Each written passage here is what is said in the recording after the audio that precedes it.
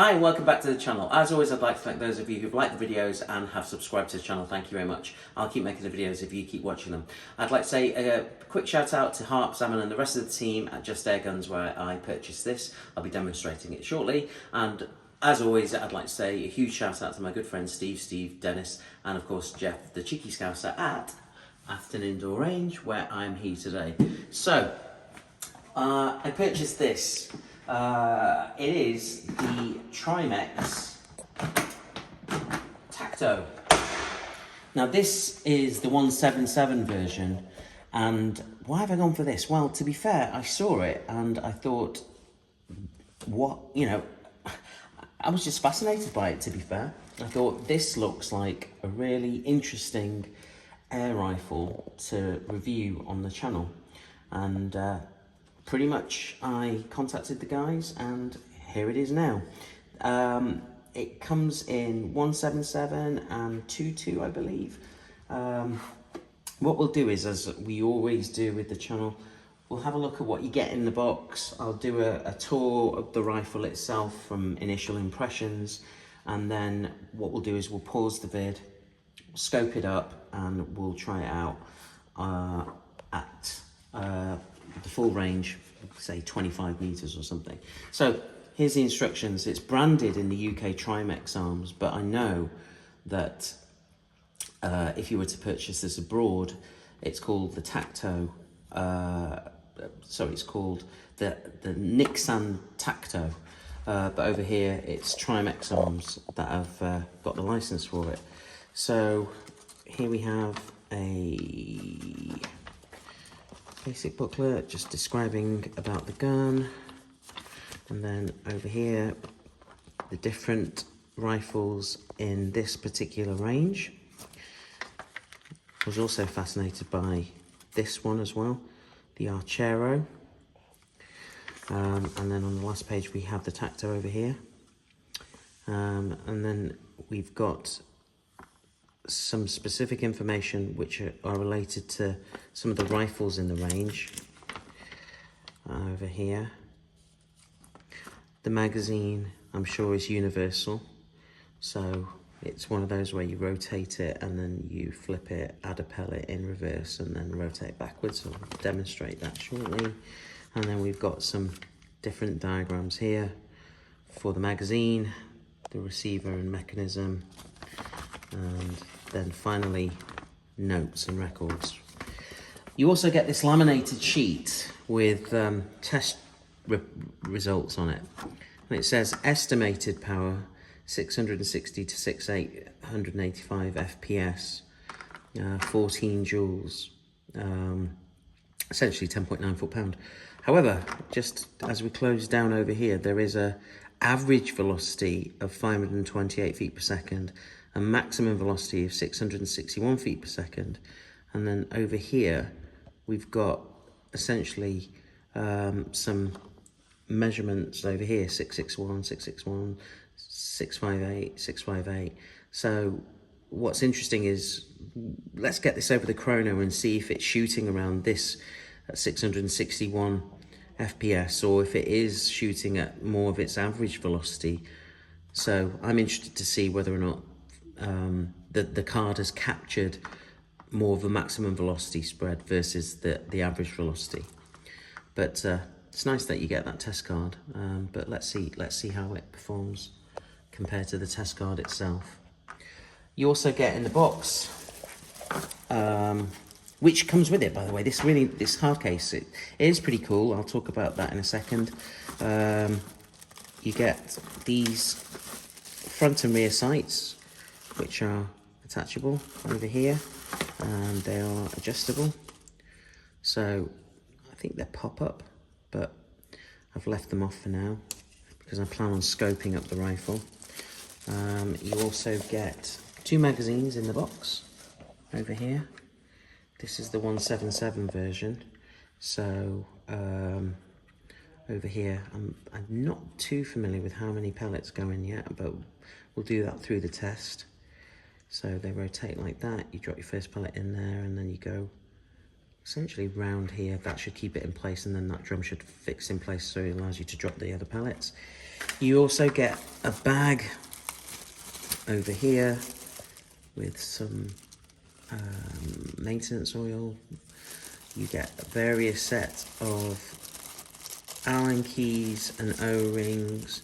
You get a filler probe, which is going to need attaching onto a couple, which allows you to then add it onto Foster fill, a female Foster fill adapter.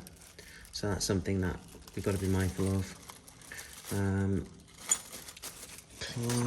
You also get this, which is a grip which doubles up as a bipod. So that's interesting, and it's attachable here simply by, I'm sure you just take that out, feed it through the front over here, and then just tighten this up, put the screw back in and tighten it up, and then you can just, whenever you finish with this bipod mode, you can put those back in and then it becomes a grip again. Okay, so rifle. All right, so starting from the back. So you've got this tactical stock over here, and you've got a really nice rubberized butt with some indents and design over here. The actual rear section over here is adjustable in terms of length, so you can pull it along this tube via this lever over here, and also the cheek piece can rise and lower to your preferred height, and then tightening it up. Now what I've noticed is that when you do tighten it, it's on. There's no rattling, no movement, which is good. Now the reason why you can see some slight movement here is because I think this rear section, there's a button here which allows you to basically fold the stock, but you can't because there is a grub screw over here at the top, which stops that from essentially folding. I think they've put that in for legal issues because of the length of the barrel. That's something that if you purchase one, you've got the option to take it out. Moving forward, we've got the pistol grip itself at an angle, AR style. There is a screwdriver, a screw in here which allows you to take this section out, so you could use it to store stuff if you wanted to. So this AR style grip has got a finger indentation separation area here. So potentially you could put your own choice on here. Let's go moving forward.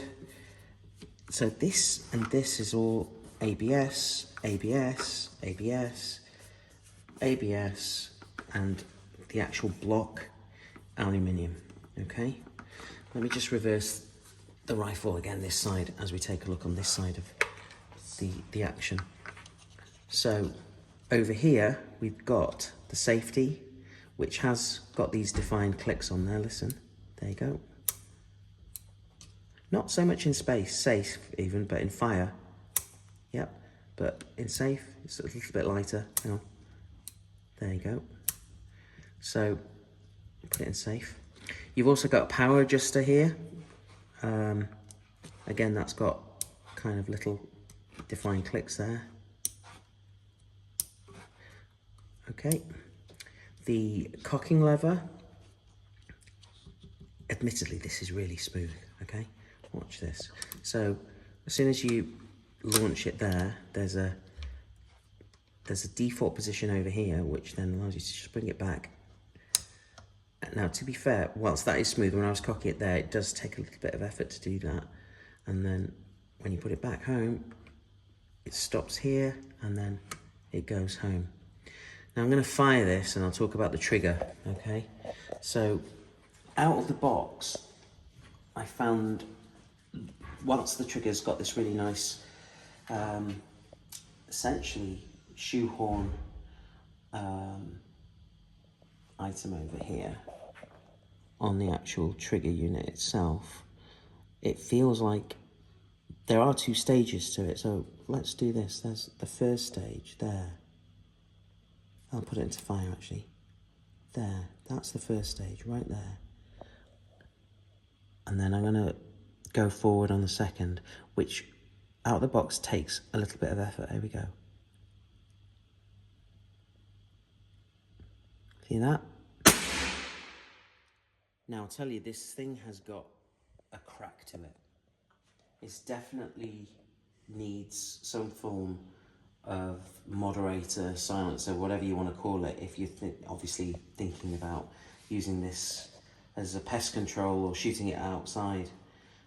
It's going to need something. I'll come to the front in a section, which does allow you to do that, which is good.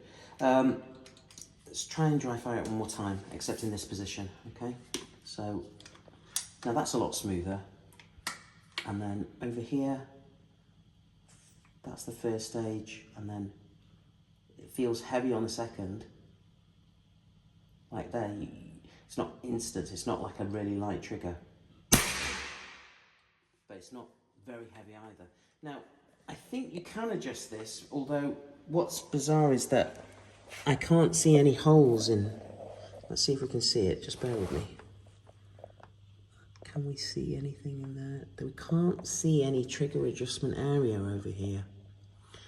Unless you take this off. Now the thing I'm mindful of is that this whole trigger guard is ABS, covering this whole entire section over here. So unless you take the stock, the rifle, the action out the stock, I don't know whether or not you can adjust the trigger. Over here on top of the block you have a Picatinny rail, which is separated by the magazine area, and it stops here, the block, because this section here is all essentially aluminium. Now this is something that I discovered. Over here, just on the underside of this, you've got a Picatinny rail section over here, just at the front, and you've got the port to fill your air cylinder, which goes up to 200 bar, and it's 110 cc air cylinder. So it's not going to hold a great deal of shots, probably about 40 shots, I think, in 177. Now, this is interesting. The end, this whole huge nil section, if you take this area off, you can put a 1/2 inch UNF silencer on. Now, over here somewhere, I think, bear with me, I have one of Steve's specially designed, by Steve at the range, moderators, which I want one of these. I'm going to hassle him to make me one. So I'm going to put this on here, but I'm not going to tighten it very tight. I'll tell you why. So I'll put it on until it just sits, just a little bit tight. There. Okay, so doesn't that look cool? Looks really cool actually. So I'm gonna dry fire it now. Take some of the bark out of it. It's still got bark to it, but I'm sure with a pellet in it, it's going to be less. But in fairness, that looks awesome with that moderator on there. Now I'm going to take this off and I'll show you. There we go. Now we tried this earlier, just before the video, and this is what happened when we put the silencer on. We did tighten it up a little bit more than what we've just done there, and we found that this whole area actually comes off. Bear with me. If I can get it off, I will, because there we go. This area comes off. So that extension is there because if you I'm thinking if you put a moderator silencer, you can just see the lip of the air cylinder just interfering very slightly with the end of this, so it's not going to fit entirely flush. Just let's see if it does. So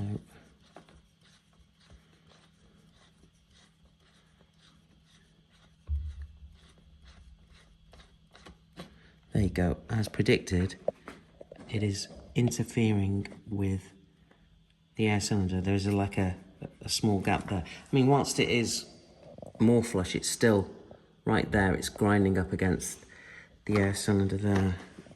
So I'll just take this off.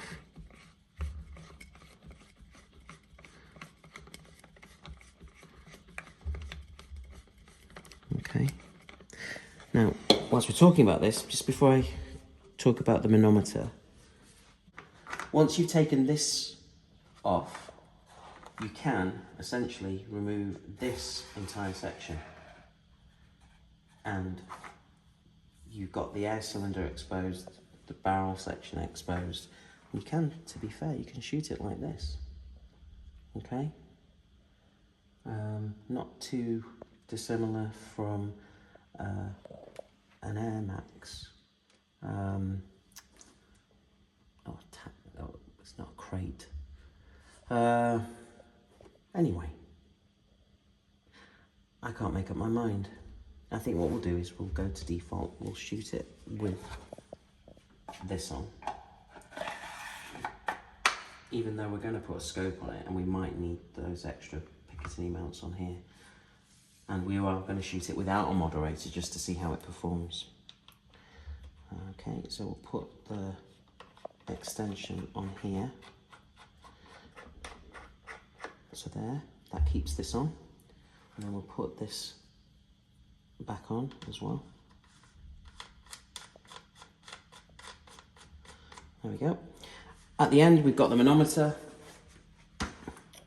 at the business end, so to speak, which goes up to, it says 200 bar in green.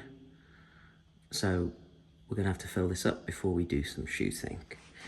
We've got over here, as I said, I think I might have mentioned this, just to say a criticism, it doesn't come with a plug, the port to fill that, which I'm disappointed with.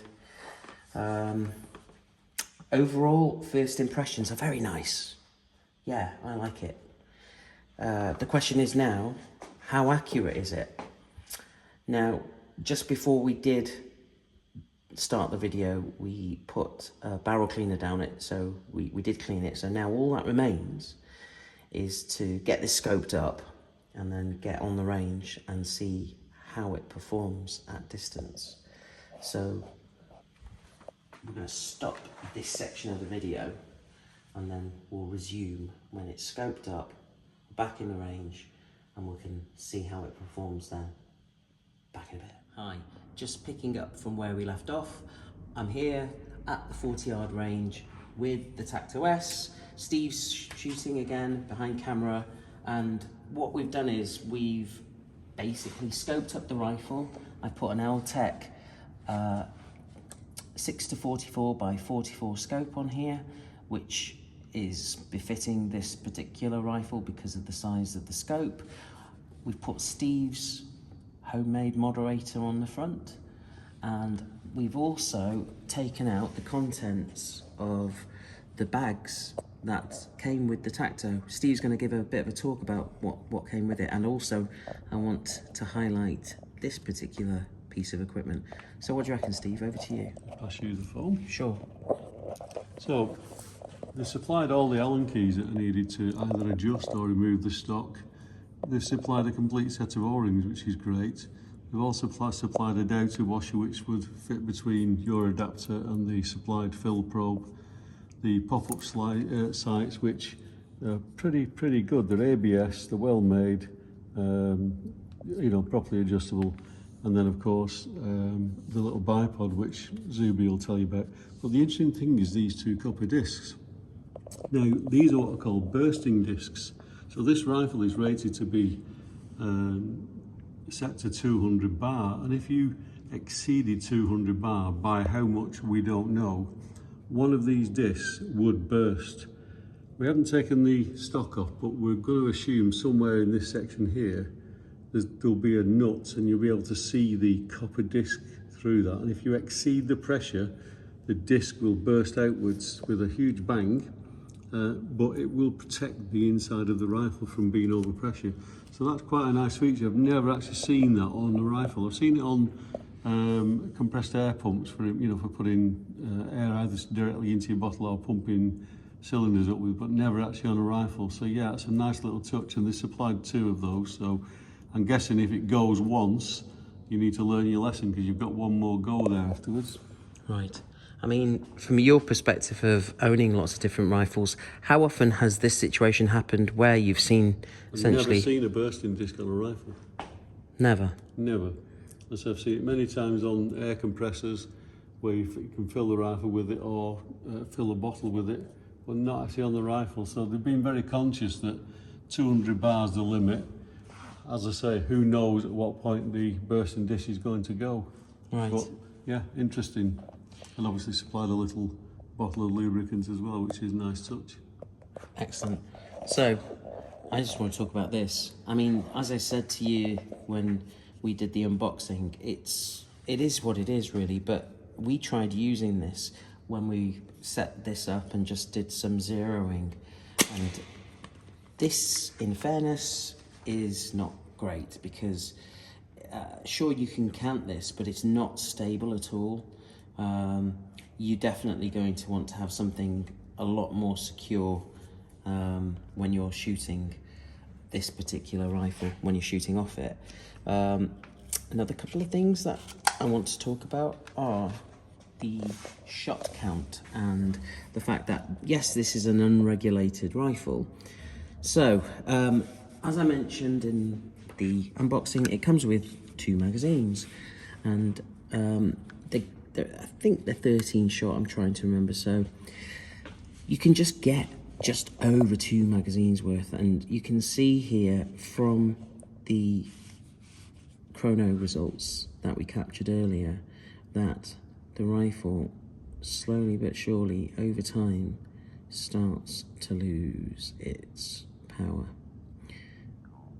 So yeah, I was mindful that when we shot this, we didn't get to be fair, we shot 2 mags and then I single loaded pellets into the barrel, and I maybe have gotten another 5 to 10. So yeah, in terms of shot count, it's only 110 cc's on this cylinder over here underneath. You're not going to get anything great. But then again, if you look at the function and purpose of this particular rifle, it's designed for the field, and if you are going to be taking this out, you're going to be taking 2 mags and that's it. If that, you know, you're not going to go out and expect to shoot a ton of quarry and then come home. And if you do, you just essentially refill. So take a small portable infield bottle, 3 litre bottle with you, so you can refill on the fly. But what I thought we'll take this opportunity to do now is see how this rifle performs with some pellets shot via the mag, and also shot just literally feeding them directly through the breech into the barrel. One thing I will say is from the initial tests, from testing this out with JSB shorts, with QIS 9.56 domed, and also Air Arm Diablo feels, and JSB Exacts 8.44 4.52s. I like the 4.52s the best. So for the test, I'm going to be using these 4.52 pellets, okay? Whilst we're here, I'm going to just quickly demonstrate the mag load. So you've got the magazine, you rotate the front cylinder around like that, rotate it, and then you take a pellet reverse side with the head facing you without dropping it into the actual hole itself, he says. Bear with me, all thumbs today.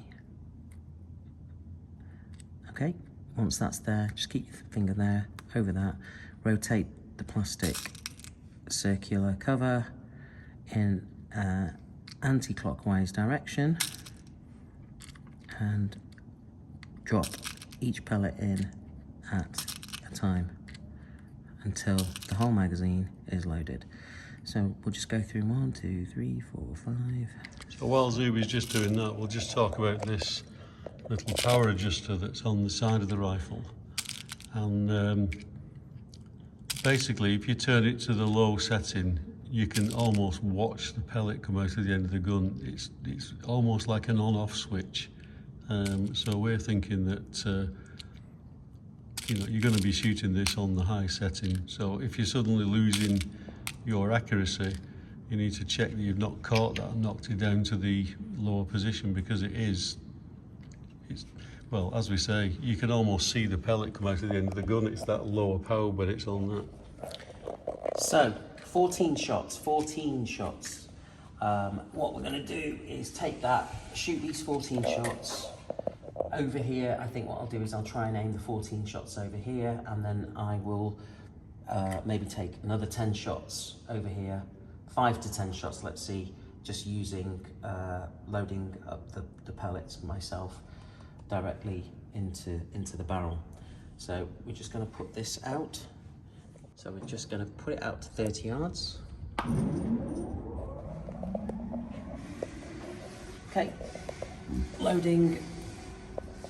Again, this is nice from the test that we've done. It's simply, obviously, cock back the cocking lever, make sure the pellet probe isn't protruding forward, and then you load from the right to the left like this.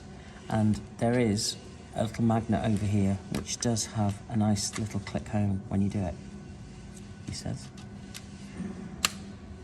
And you can actually feel the pull. It's very delicate, but there is a slight pull at the end, but you can feel it. Something else that is worth mentioning, this has essentially a last shot open. So it recognises that the last shot has been taken, and it doesn't allow you to essentially recock the actual rifle. So we've got 14 shots, we've got 30 yards. Okay, I'm gonna do my best with the rifle to see what I can do to help if I undid the lens covers. Okay.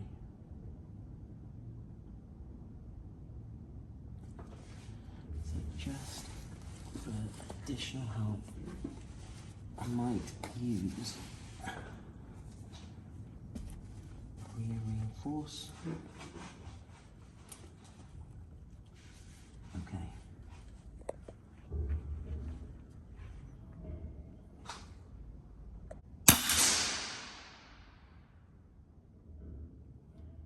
Now it's shooting slightly high. I'm just going to make a lens adjustment.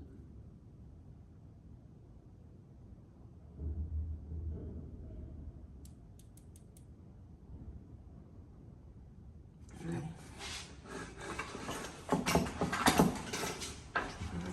Now, so that was one shot there, so we're mindful that the 13 are going to be, hopefully, I'll show you when we bring the target back.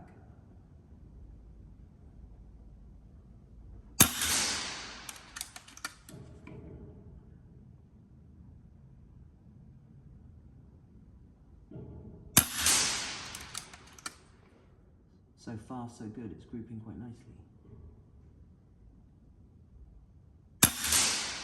Apart from that one.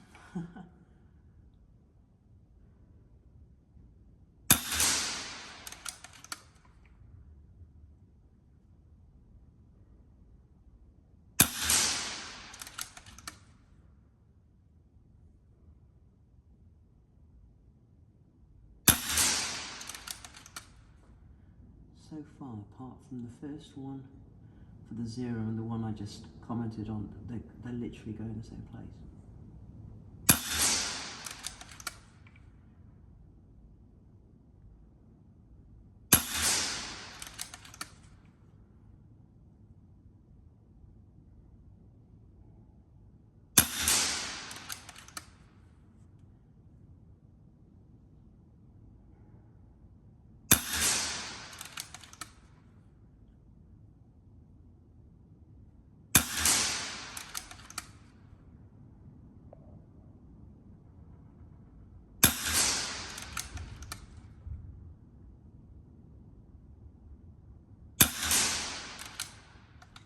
there you go. That's the last shot. Just gonna pull this back, make sure the pellet probe has come back, take out the mag. Now, what I'll do is I'll shoot the lower target. I'll put 10 through, just using my hand, just to load some pellets into the barrel that way. Okay. So we'll do 10 shots here without the mag.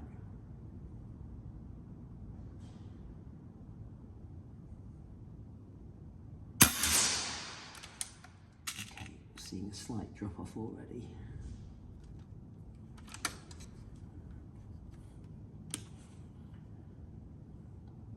So I'll have to compensate for that one shot there because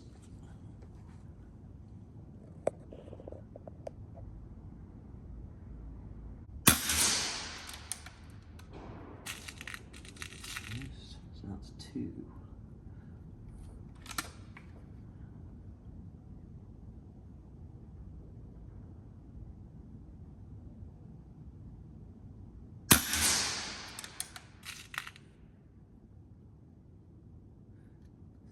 Third one.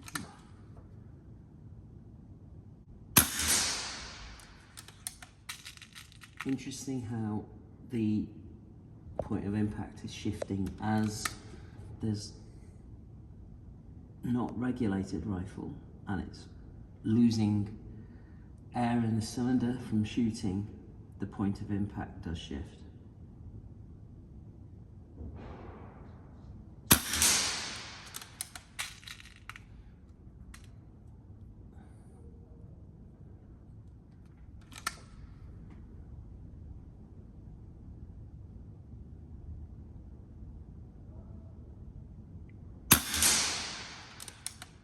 So there's like 2 groups that formed here. And it's worth commenting that this had a little over 200 bar when we started, and it's worth seeing after this how much is left in the air cylinder.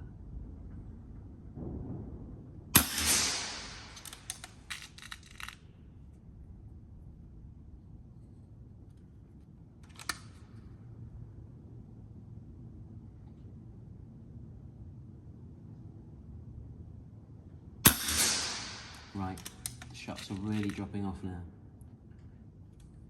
This is the last one, I think, because I'm keen to see. I really think that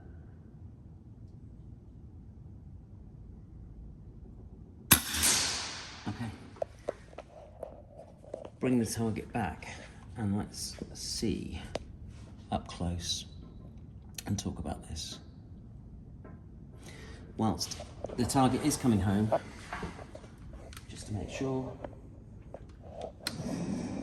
Let's have a look. Now, this is one thing I'm not fond of, looking down the barrel end of the actual rifle. Here we are. Don't know if you can see. So this thing had literally just about 200 bar when we started this test, and it's now coming up to just over 100.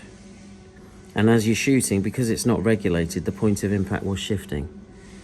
And I'll show you when the target returns, which is now.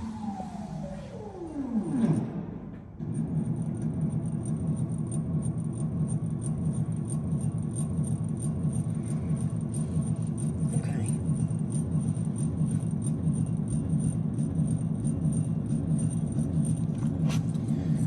So, here's the magazine group. The first shot I did with the magazine group was there. Then I compensated the sights and started shooting, and pretty much all of the shots went here, bar that one which I commented on. And I said, oh, you know, this is great. I think that was the 4th shot. I said, oh, great. But the rest of the shots went all here. So that was great for the first, say, 14 shots. Then when I shot over here, the first 2 shots went over here, and then the second group started forming over here, and then that happened, I think, halfway through the latter half, and then the last shot I shot went there.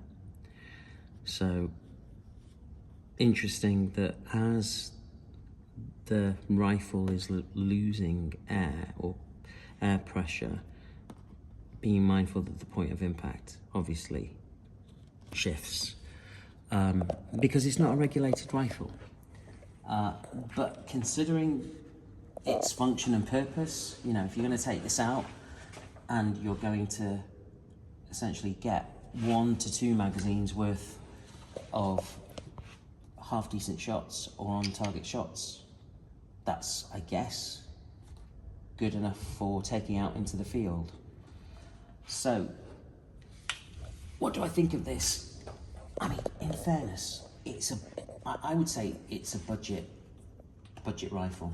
It falls into the budget range, and for what it is, I think it's really good. I honestly do. In the fact that my initial impressions were, as I said, everything seems very solid in terms of build structure, from the rear stock through to the pistol grip, through to the actual action itself. The cocking lever is really nice and smooth. You've got the option to take this entire whole front plastic or ABS section off if you want, which just exposes the air cylinder and the barrel. You've got the option here to put the silencer on here, which is great. Again, it's not sold to you as such like this, but there are options to potentially look at folding the stock if you want to. I've not done so on here. And I think to shoulder it, if you are taking it out to the field, it is a little bit front heavy, I'm not gonna lie. But in terms of resting, if you were to rest using a decent bipod or a bag, it's great. And it is great for taking out into the field, to be fair. I would definitely say this is for the price, it's a very, very good field rifle. Steve's behind camera. Steve, have you got anything you'd like to add? No, other than I have shot it and it has got a good feel to it. Trigger's a little heavy. We don't really know whether it's adjustable. We think we might have to take the stock off to do that. But beyond that, as Zuby says, a little bit front heavy, but very, very easy to use. It does what it says on the tin. Very, very good value for money. I think what makes it better is this. So I'm gonna basically ask Steve if he can make me one, because it adds to the look and feel of the rifle. Because it has got a snap to it, it really does. If you're shooting it without this, it's loud, as you saw in the previous section, and having a moderator on here really, really does help. Okay, I think that's it for this video. If you've liked what you've seen, please like and subscribe to the channel. Once again, thank you very much to Just Air Guns, and also to my good friends Steve, Dennis and Jeff the Cheeky Scouser at Atherton Indoor Range. Stay tuned, I've got some cool stuff coming. I really do have some new stuff coming, which is going to be exciting. So please stay tuned to the channel. Until then, look after yourselves, take care in this heat wave that we're having, and I'll see you all very, very soon. All the best.